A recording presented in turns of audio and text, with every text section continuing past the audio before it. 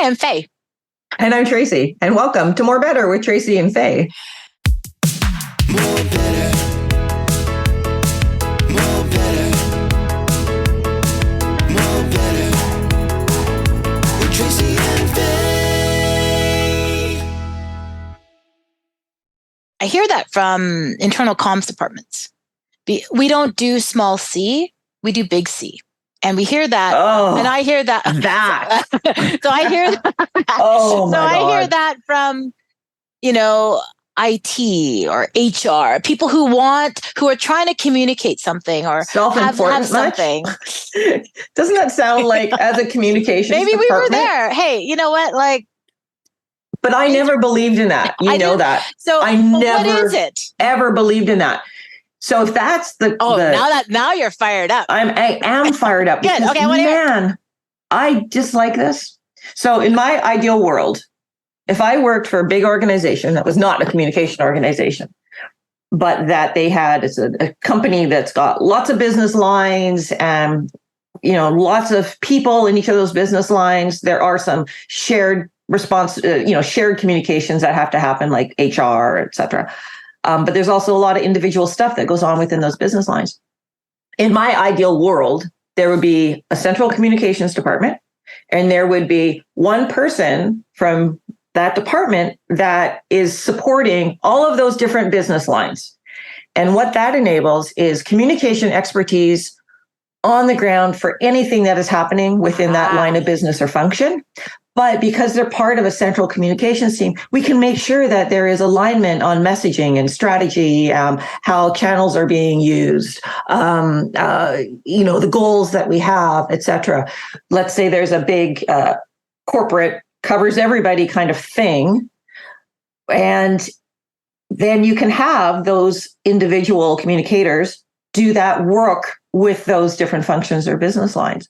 But when we say small c, and big C, small c, it's subjective. It makes it feel like it doesn't matter, right? Isn't that just a horrible thing to say to your client? Like all this other stuff you were doing, it actually doesn't matter. We only want you to do a big overarching comms plan. Just key messages only. Right? Or by the way, we're going to give you the key messages, and you deliver them. We don't draft the email.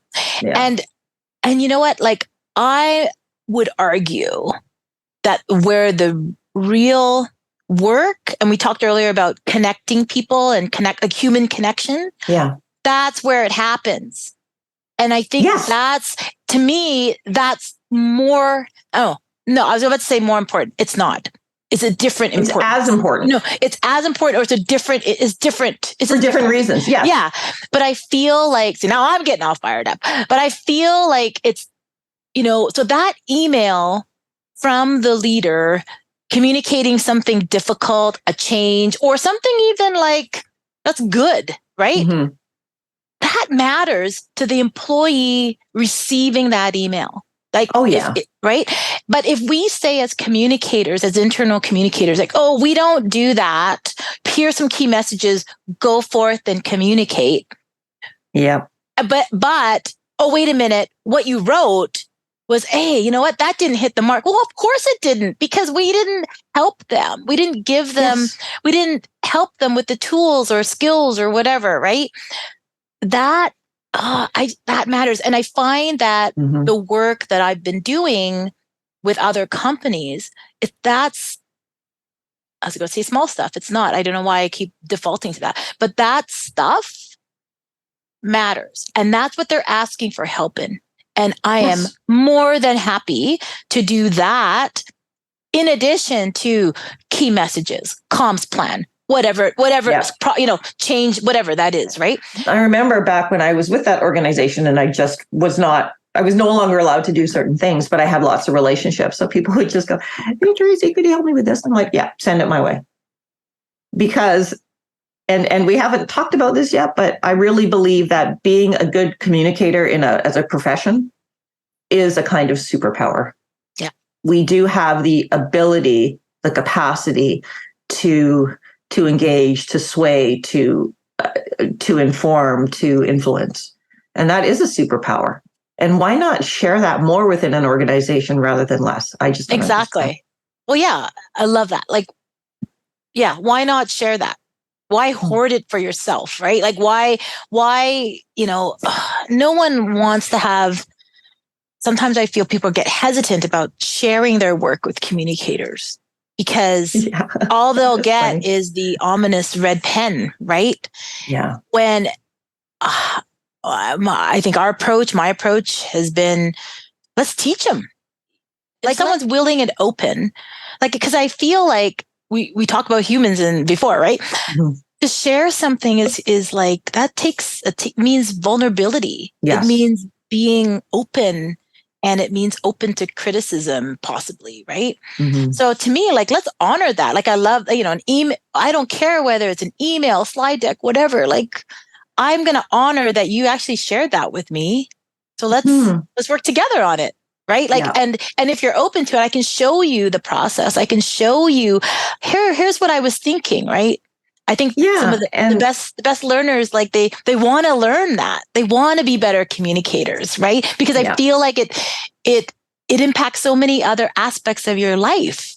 Right. If they're good communicators, if they've learned a couple kernels of, I don't know, of a skill even at work, my hope, and I feel like this would happen, like they're going to apply that to the next time they write a cover letter. Like they update their resume, help their kid with a letter to the teacher. They're going to help. They're going to apply those things, right? Because they're going to feel confident. So anyway. I'm totally with you. If someone is willing to share their writing with me, they are making themselves vulnerable. So I need to support them in that and say, here's what you're doing right, but here's the ways, here's what we can do. Here's how you can do it. Here's what we can do. I can teach, here, if you were to do it this way, we're going to have a different result. Here's why I would suggest you do that. And you're right. It's recognizing that vulnerability, which for me, I got over that. My writing for corporate purposes, I got over that a long time ago because, when you've been edited to death, you've been edited to death. And you just kind of go, whatever. Okay, they're changing my stuff. Do I agree or not agree? But when I left the corporate world and was interested to find out, okay, I'm a really good writer in corporate stuff. Am I also a good writer for creative writing? Do I have that capacity, or am I just a one-trick pony? And so I pursued that. I pursued education in creative writing, and I've worked on lots of stuff. And part of creative writing education is you workshop your writing. So I had this group of 8 or 10 people, and we shared writing every week. And it starts out really nervous and self-conscious because, now it's not business writing, where you want to change my business writing. As long as you don't change the meaning, fine, fill your boots. But this was different. This is like, I'm creating characters. I'm creating a story. I'm creating an environment. I'm saying something. I'm putting words in people's mouths.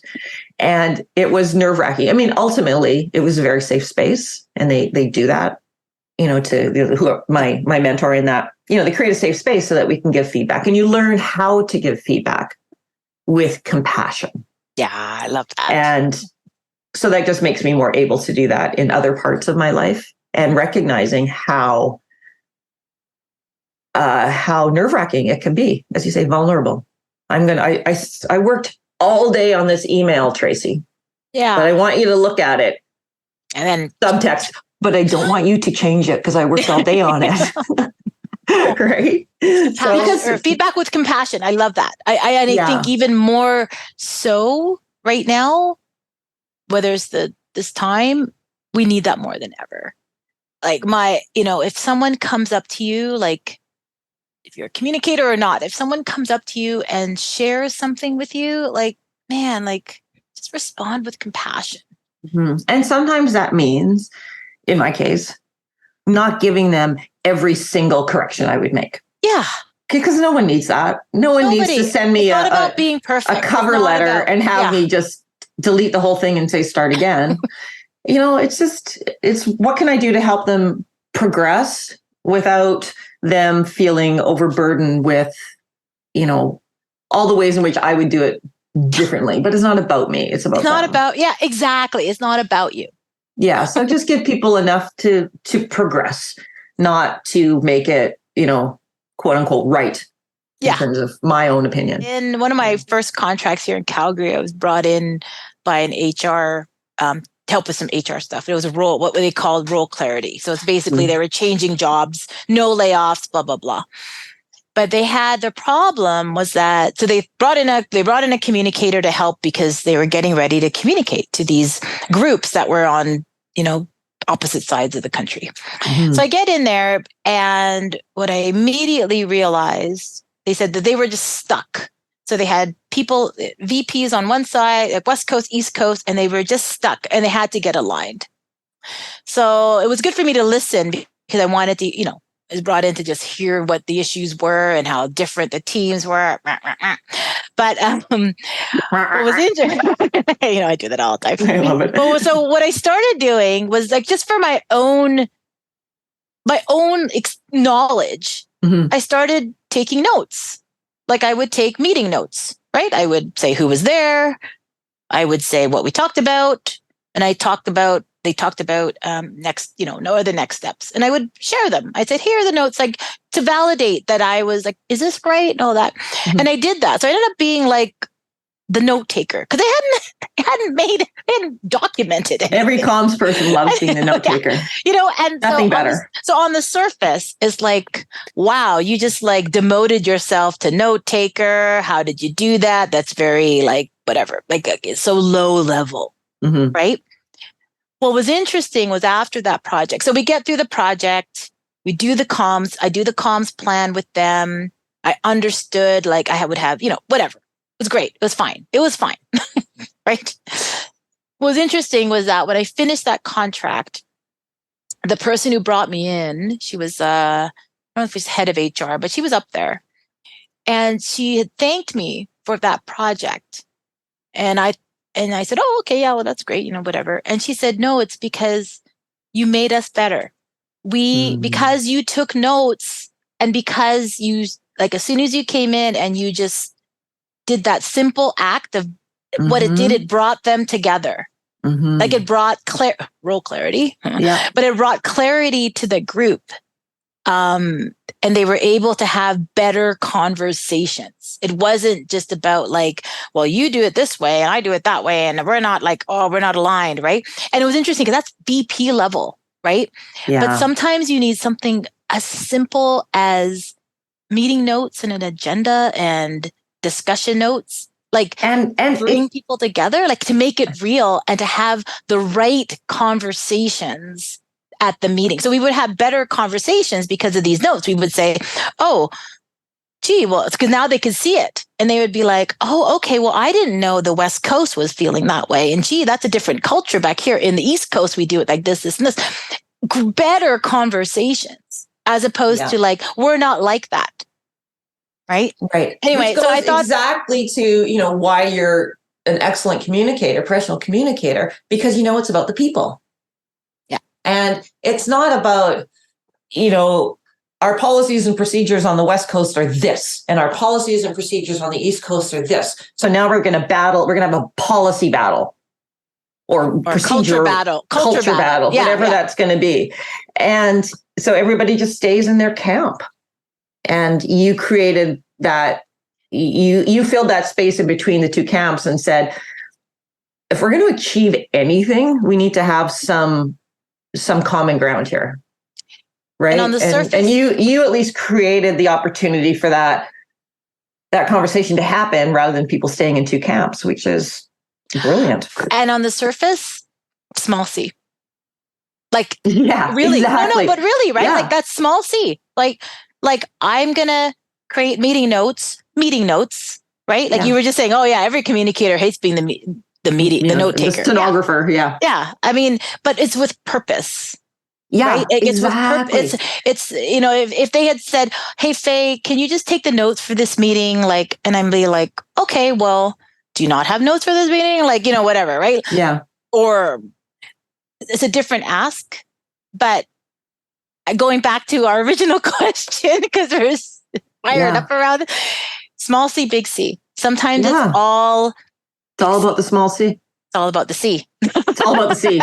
Well, it is. And C is connection and communication honestly, and all that. To to divide it between big C and small C communications is a way to justify it.